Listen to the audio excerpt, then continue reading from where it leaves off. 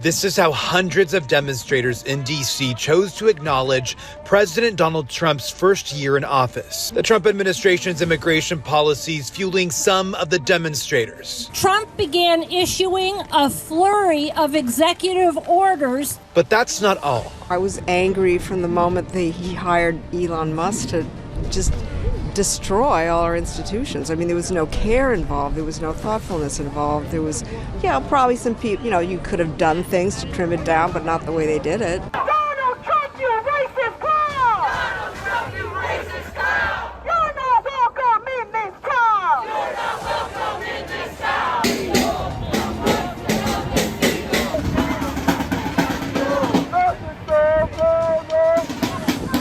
Seruan mundur kepada Donald Trump semakin terdengar nyaring di seluruh Amerika Serikat. Warga AS benar-benar marah dengan segambreng kebijakan ngawur yang membuat negaranya dilahap kehancuran. Hutang besar semakin mencekik negeri Paman Sam sampai dikritik keras oleh Elon Musk. Kebijakan ICE Trump bahkan semakin ngawur setelah petugas menahan anak-anak mulai dari usia 2 tahun. Amerika yang sudah keruh langsung ditinggalkan sejumlah mitra terbaiknya. Trump sudah mencoba untuk mencari perlindungan dari Cina. Namun Trump yang tak merasa berdosa justru semakin mengotori tangannya dengan unggahan rasial kepada Barack Obama, hingga dikritik partainya sendiri. Sementara Trump yang masih terjerat kasus Epstein terancam disanksi dengan hukuman gantung.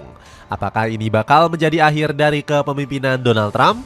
Cetagol coba merangkum pengaruh besar desakan mundur Donald Trump bikin rezim Benjamin Netanyahu berpotensi runtuh sebagai berikut. Masalah internal Paman Sam yang semakin menggunung.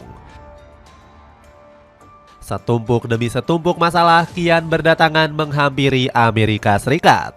Negara yang kita kenal sebagai kekuatan terbesar di dunia itu kini semakin dekat dengan jurang kehancuran. Pelaku utamanya tidak lain dan tidak bukan adalah sang presiden Donald Trump. Di luar, Trump boleh menggonggong layaknya anjing liar yang kelaparan mencari mangsa. Tapi di negerinya sendiri, citra sang presiden telah terkoyak habis sampai tak bersisa. Hal ini tidak lepas dari serangkaian kebijakan menyimpang yang dilakukannya sejak dilantik pada 2025 lalu. Sebut saja seperti biaya belanja pemerintah yang begitu tinggi, defisit anggaran, dan biaya bunga yang melonjak. Akibatnya, utang negara Amerika Serikat semakin membengkak sejak ditangani Trump. Data Departemen Keuangan AS menunjukkan pemerintah menghabiskan 1,22 triliun dolar untuk bunga pada tahun fiskal 2025. Sementara pada bulan pertama 2026, biaya bunga sudah mencapai 355 miliar dolar. Sampai-sampai Trump diejek oleh Elon Musk selaku mantan sekutunya sendiri. Pemilik perusahaan Tesla tersebut mengatakan bahwa Amerika bakal menuju lubang kehancuran di era Trump. Kita 1000% akan bangkrut sebagai sebuah negara dan gagal sebagai negara.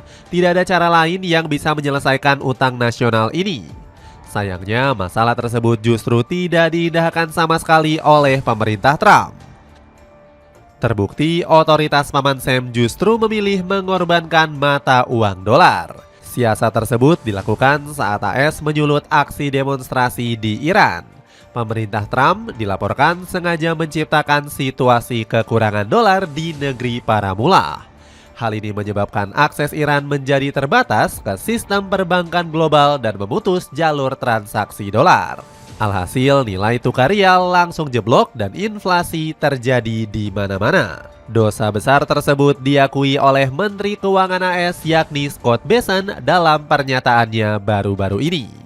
Namun layaknya anak kecil yang disuruh memegang senjata api, manuver Amerika Serikat sama sekali tidak terukur dan melebar kemana-mana.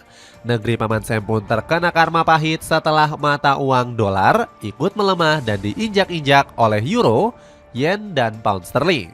Bencana ini berpotensi semakin kencang terjadi karena sentimen terhadap politik AS tengah hancur lebur. Pasalnya, warga Amerika masih terus menyuarakan penolakan terhadap agen ICE suruhan Donald Trump. Kekerasan mereka sudah melewati batas dan tidak bisa ditoleransi lagi. Bahkan agen-agen ICE dilaporkan terus meringkus anak-anak kecil yang tidak berdosa. Saking kejinya, mereka turut meringkus seorang gadis mungil berusia 2 tahun. Bayangkan balita sekecil itu harus dipisahkan dari orang tuanya dan ditahan di fasilitas imigrasi. Parahnya, kasus penangkapan anak-anak di bawah umur di era Trump telah mencapai titik mengkhawatirkan. Laporan dari The Marshall Project menyebut pemerintah federal meringkus sekitar 170 anak per hari di era Trump. Sebagai perbandingan, di era Joe Biden juga sama bobroknya, tapi tidak separah ini.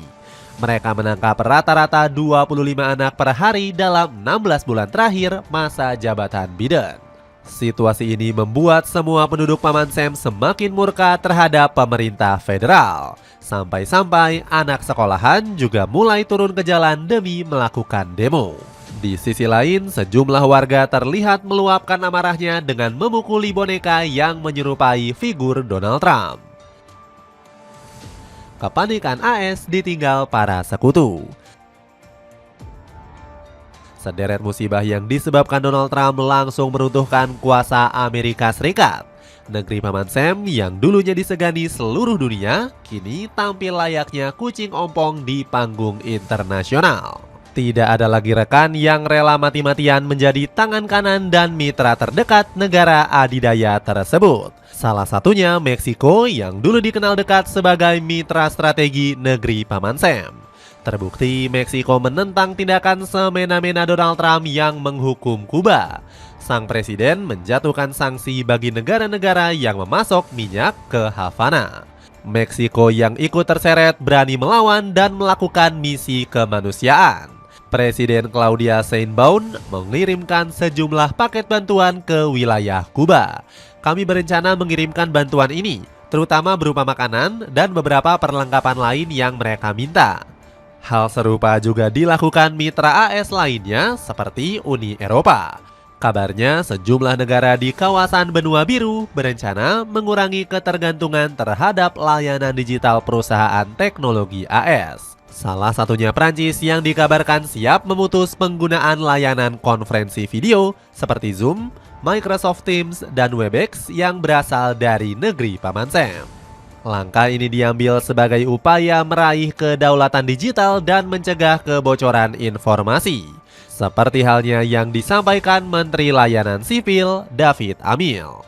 Kami tidak bisa mengambil resiko pertukaran ilmiah, data sensitif dan inovasi strategis kami terekspos kepada aktor non-Eropa. Wajah Amerika juga semakin terinjak-injak usai Wakil Presiden JD Vance juga kena getahnya. Momen ini terjadi saat pembukaan Olimpiade musim dingin di Italia. Saat kontingen Amerika diperkenalkan, sorot kamera sempat mengarah kepada fans. Seluruh ruangan yang tadinya bersorak untuk atlet AS berubah menjadi siulan cercaan kepada wakil Trump tersebut. Kepanikan Amerika semakin meronta-ronta setelah Eropa mulai melirik China sebagai mitra strategis terbarunya. Langkah ini sudah diambil negara-negara seperti Inggris dan Irlandia yang sudah berkunjung ke Beijing. Trump yang ogah ketinggalan mencoba peruntungannya dengan menelpon Presiden Xi Jinping. Sayangnya, obrolan ini belum memberikan pengaruh apapun karena sikap keras Cina soal isu Iran. Terbukti negeri tirai bambu terus membela Teheran saat negosiasi nuklir kontra Amerika Serikat. Kementerian Luar Negeri China bahkan mendukung Iran jika ingin melakukan upaya perlindungan diri di tengah ancaman Washington. China mendukung Iran dalam menjaga kedaulatan, keamanan, martabat nasional, dan hak serta kepentingan sahnya. Untuk kamu pemburu diskonan awal tahun, aku rekomendasikan sendal pria olahraga kasual. Cek linknya di bawah ini. Trump akan dimakzulkan jika terjadi perang. Sudah jatuh tertimpa tangga. Begitulah istilah yang paling tepat menggambarkan situasi Amerika Serikat saat ini. Kepemimpinan Donald Trump yang membawa banyak petaka membuat warga AS tidak lagi betah. Penduduk Paman Sam pun berbondong-bondong menyerukan pemakzulan sang presiden. Hal ini masih sangat mungkin dilakukan jika Partai Republik kalah dalam pemilihan sela Kongres AS pada November 2026 nanti. Sang presiden bahkan sudah ketar-ketir sejak jauh-jauh hari soal ancaman tersebut. Apalagi Partai Demokrat menunjukkan kekuatannya di berbagai kota saat pemilihan khusus pada Januari 2026 kemarin. Anda harus memenangkan pemilihan sela karena jika kita tidak memenangkannya, mereka akan menemukan alasan untuk memakzulkan saya, ujar Trump. Selain itu, Trump juga berpotensi dimakzulkan jika masih ngotot memenuhi ambisinya. Sejumlah pakar berpendapat bahwa sang presiden sangat mungkin dicopot jika serius menyerang Iran. Apalagi agresi militer tersebut tidak mendapatkan persetujuan dari Kongres AS. Kini posisi Trump semakin terdesak setelah dirinya membuat blunder dengan mengunggah video rasial kepada Barack Obama dan Michelle Obama. Sejumlah politisi termasuk dari Partai Republik langsung mengecam sang presiden. Saya berdoa semoga itu palsu karena itu adalah hal paling rasis yang pernah saya lihat dari Gedung Putih ini. Presiden harus menghapusnya, tulis Tim Scott selaku senator dari Partai Republik. Tak cuma itu, Trump juga dikecam setelah terbukti terlibat dalam skandal Jeffrey Epstein dengan kekerasan asusila terhadap anak di bawah umur. Perwakilan AS bernama Tim Burkett bahkan meminta agar seluruh pelaku termasuk Trump digantung di depan umum. Should there be an investigation or a special counsel investigation? I don't know. I'm not an attorney. I just find them guilty and hang them publicly. I mean, that's not over the top either. I'm ready. I'm over it. Di cuaca hujan seperti ini memang paling cocok pakai jaket anti air. Produk ini turun harga, buruan cek linknya. Itulah ulasan kehancuran Amerika Serikat akibat blunder Donald Trump. Bagaimana pendapatmu? Akankah ini menjadi akhir bagi masa jabatan Donald Trump? Coba tulis pendapatmu di kolom komentar di bawah ini.